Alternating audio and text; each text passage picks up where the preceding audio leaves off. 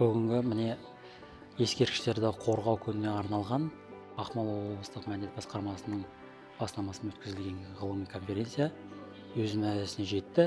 Өте жоғары деңгейде өтті. Ғылыми мәселелер көтерілді. Алғашқы осы ғылыми конференция негізінде бірнеше резолюциялар қабылданды. Соның ішінде кейінгі қазақ ескерткіштерін зерттеу, этнография бойынша құлпытастарды зерттеу, сақ дәуірінің қоныстарын табу және оны зерттеу, пәнаралық зерттеулерді қосу мәселелері бойынша және оны өлкетану бағыты бойынша насихаттау бойынша бірқатар мәселелер қозғалды.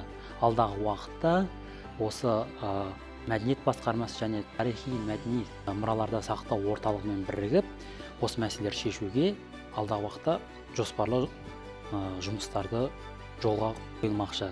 Бұл жұмыстарды келесі жылға одан арыда бірнеше келелі мәселелерді келесі жылы өтетін ғылыми конференцияда осы жұмыстардың қаншалықты атқарылғандығы, қаншалықты атқарылатыны туралы мәселелер қозғалмақ.